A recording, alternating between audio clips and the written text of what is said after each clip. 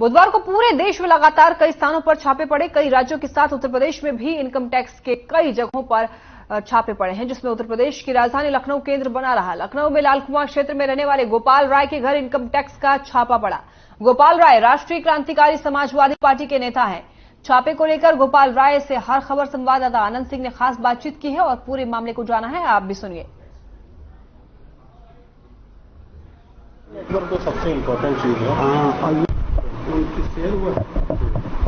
पूरे भारत में लगातार इनकम टैक्स के छापे पड़ रहे हैं और उसी तरीके से देखा जाए तो कल पूरे भारत में कई जगह इनकम टैक्स के छापे पड़े हैं, जिसमें से उत्तर प्रदेश की राजधानी लखनऊ में और कानपुर ऐसे कई जगहों पर इनकम टैक्स के छापे पड़े, जिसमें कल चर्चा में रही राष्ट्रीय क्रांतिकारी समाजवादी पार्टी, जिसके जो चलाने वाले हैं पूरी पार्टी को गोपाल राय जी, जो कि सामने चीजें निकल कर आई जो कल तक बातें आ रही थी कि कई सारी एनजीओ ये चलाते हैं और एनजीओ के कारण इनका जो मनी है वो कहीं तरीके से ब्लैक को व्हाइट करते हैं।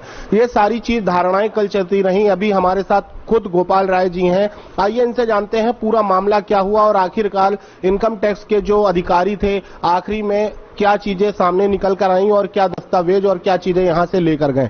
गोपाल राय जी, कल इनकम टैक्स का छापा आपके यहां पड़ा है और उसके साथ हम बात करें कि लगभग 10 से 12 घंटे अंदर अधिकारी दस्तावेजों की जांच करते रहे, उसके बाद आखिरकार ऐसी नौबत कैसे आई?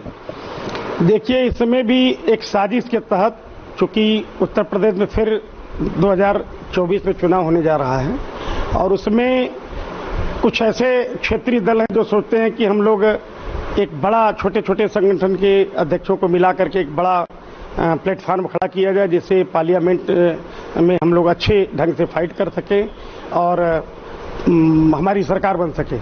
तो उत्तर प्रदेश के बड़े क्षेत्रीय दल के नेता द्वारा 15 दिन पहले मुझे बताया गया कि भाई भाजपा में आपको क्या मिला और कुछ मिलने वाला भी नहीं है और फला फला वगैरह वगैरह। तो हमने बताया कि राष्ट्रवादी पार्टी है, भारतीय जनता पार्टी, और देश हित में कार्य कर रही है। सर्व समाज के लोग फिट है, गरीब लोगों को कम से कम भोजन तो मिल ही रहा है। तो ऐसी स्थिति में उन्होंने कहा कि आप देखिए, दिक्कत तो हो सकती है आपको भी कहीं न कहीं। फिर मैं उस बात को इग्नोर कर दिया, लेकिन कल जब ये बात हुई तब मुझे समझ में आया कि निश्चित रूप से एक साजिश का शिकार मैं हुआ।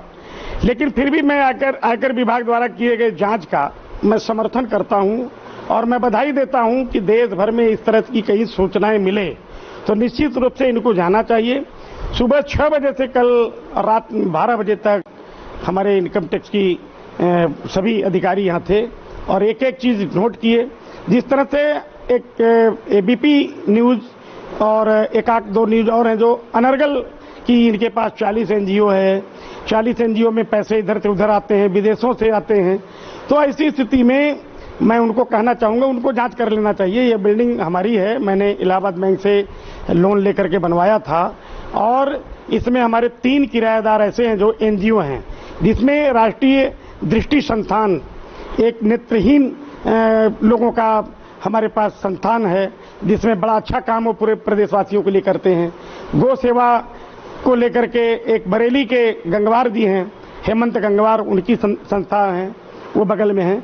बाकी नीचे समाज कल्याण विभाग द्वारा आयोजित सिलाई कढ़ाई संस्थान है बच्चियों का। तो नीचे बिल्कुल नीचे एक ऑफिस खुली है जो हमारे ऑफिशियल लैपटॉप वगैरह का काम करते हैं। तो कहने का मतलब, मेरे पास सिर्फ एक पॉलिटिकल पार्टी है जिसका अकाउंट में 2 लाख रुपए के आसपास है, जिसको हैंडल मैं करता हूं। और मैंने कल बता भी दिया था कि हमारा पीएनबी, ये जो शाखा 4 बाग में है, उसमें हमारा अकाउंट है, आप देख सकते हैं और चेक कर सकते हैं। सारी चीजें मैंने उनको नोट करा दिया, दिखा दिया। फिलहाल इनकम टैक्स डिपार्टमेंट के लोगों ने पूर्ण रूप से जांच करके जहां कुछ भी नहीं मिला, ये रात में 12 बजे चलेगी। सूत्रों के हवाले से जानकारी मिल रही है कि कहीं ना कहीं अभी से कुछ समय पहले आपने भारतीय जनता पार्टी को लेकर अपनी राष्ट्रीय क्रांतिकारी समाजवादी पार्टी के तहत उनके साथ बगावत की थी और कहीं ना कहीं जो बातें सामने निकल कर आ रही हैं कि समाजवादी पार्टी से आपके बहुत अच्छे संबंध हैं, तो इसको लेकर भी कोई समस्या क्या सामने आई? नहीं, देखिए, समाजवादी पार्टी से तो संबंध व्यक्तिगत रूप से नहीं है। शिवपाल जी से हमारे अच्छे संबंध हैं, इसमें कोई शक नहीं है। संबंध तो किसी से हो सकता है, किसी के दल से भी हो सकता है, और समाजवादी पार्टी में कभी रहा भी नहीं हूं, क्योंकि 23 जून 2003 को हमारी पार्टी राष्ट्रीय क्रांतिकारी समाजवादी पार्टी की स्थापना हुई। 18 राज्यों में हमने चुनाव भी लड़ाया, और 18 राज्यों में चुनाव लड़ाने के पश्चात मैं जगह जगह आज भी जाता रहता हूं, और हमारे सहयोगी कार्यकर्ता, अन्य हमारे समर्थक लोगों के मदद से हम लोग मीटिंगें करते हैं, झंडा बैनर वगैरह बनवाते हैं, और हम लोग सामाजिक मुद्दे को लेकर के ये काम करते हैं। दूसरा, केंद्रीय लोक शिकायत एवं जांच संस्थान, ये हमारा सामाजिक संस्थान है जो ट्रस्ट है, इसके माध्यम से हम शासन प्रशासन के अधिकारियों से, जो पीड़ित हमारे यहाँ आते हैं, हमारा फेसबुक देखिएगा तो रोज 4-6 लोगों के संबंध में हम डीएम, एसपी, इंस्पेक्टर और ब्लॉक तहसील स्तर के पदाधिकारियों से बात करके उनकी समस्या का समाधान कराने के लिए पूरा प्रयास करता हूं। लगभग हो भी जाता है।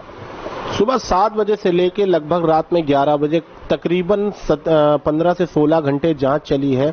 जांच के बाद ऐसी क्या कोई चीज आईटी के हाथ में लगी?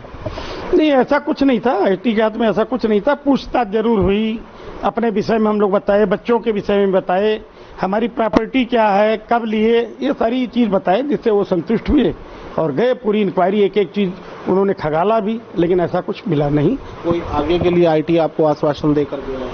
नहीं, आईटी तो मैं चाहूंगा कि आईटी अगर कभी मुझे बुलाएगी तो मैं जाऊंगा, और मैं चाहता हूं पूरे देश भर में अगर जो भी व्यक्ति को अगर आईटी का मदद करना हो तो मदद भी करें, और अपनी कोई समस्या तो उनको बताएं। अच्छा, आपके क्षेत्र में एक महिला कल चर्चित का विषय बनी, जिसका नाम सुनीता सिंह था, जिसका कहना था कि उसने कहीं ना कहीं आपके द्वारा उसके मकान पर कब्जा किया गया है, जिससे कई मीडिया वालों से उसने वार्ता की। उसको लेकर आप क्या कहना चाहते हैं? एक्चुअल में उसको समझ में आया कि यहाँ आईटी की रेट पड़ी है तो हम इसको फायदा उठा लें। वो 35 साल तक अमोल वाजपेयी के मकान में किराए पर थी। Lower court, district court, high court से हार गई, तो हाई कोर्ट ने उसको हुसैनगंज इंस्पेक्टर को निर्देश किया। ये 2008 की बात है, और 3 थाने की पुलिस ने उसको खाली कराया 2008 में। उसके बाद वाजपेयी जी को ये उल्टा पुल्टा ऐसा कहती थी, बेचारे मर भी गए, जो अमोल वाजपेयी के पिताजी थे। तो उन्होंने कहा, ऐसा मेरा एक ही लड़का है, आप ले लीजिए, बड़ी बदतमीज औरत है और इससे कौन नहीं करेगा। तो मैं उसको 11 लाख रुपए में खरीद लिया। खरीदने के बाद मैं 5 साल से दूसरे किराएदार को दिया था, ब्राह्मण थे। फिर अभी मैंने एक ब्राह्मण को दिया, तो कल उसको धमकी दे रही थी, खाली कर दो नहीं तो ये करेंगे। तो उसका एक फर्जी उसने लोअर कोर्ट में ये लगाया कि हमको किसी ने वसीयत दिया था। इसमें नगर निगम में मेरा नाम मलिकाना में दर्ज है, हाउस टैक्स, वाटर टैक्स मेरा है, बिजली अमोल वाजपेयी के नाम से है। ये कहाँ है? कहीं कुछ है? उसको मीडिया वालों को पूछना चाहिए, एक पेपर दिखाइए। ठीक है, आखिरी सवाल आपसे, ये छापा पूरे देश में पड़ा है, साथ में एक उत्तर प्रदेश की राजधानी लखनऊ होने के नाते कहीं ना कहीं आपका नाम बहुत ज्यादा चर्चित में रहा। तो आगे आने वाला समय जो है, आप किस तरह से चीजों को सामने लेकर आएंगे, जिससे कहीं ना कहीं ये चीज का एहसास हो कि ऐसा कोई संलग्न आपका नहीं था? नहीं, देखिए, अगर कुछ होता तो इनकम टैक्स जब रेड मारती है तो निश्चित रूप से वो कुछ न कुछ सूत्र ले जाती है। मीडिया बंधुओं को बताया जाता है, जैसे अभी कहाँ कहाँ कितने बरामद हुए, सब मीडिया में आ गया है, कितने करोड़ कहाँ है। ये लखनऊ से क्या मिला, वो कुछ नहीं है। तो अगर रहता तो निश्चित रूप से बताते। ये थे हमारे साथ गोपाल राय जी, जिनका साफ तौर से बोलना है कि लगभग 17 से 18 घंटे चली जांच के दौरान इनकम टैक्स के हाथ कुछ नहीं लगा और वो खाली हाथ लौटे। और आगे भी अगर इनकम टैक्स कोई आश्वासन देता है तो वो समय पर वहां पर पहुंचेंगे, और जितनी भी चीजें सामने निकल कर आई हैं वो पूरी तरह से बेबुनियाद है। कैमरामैन साकेत के साथ आनंद सिंह, हर खबर लखनऊ।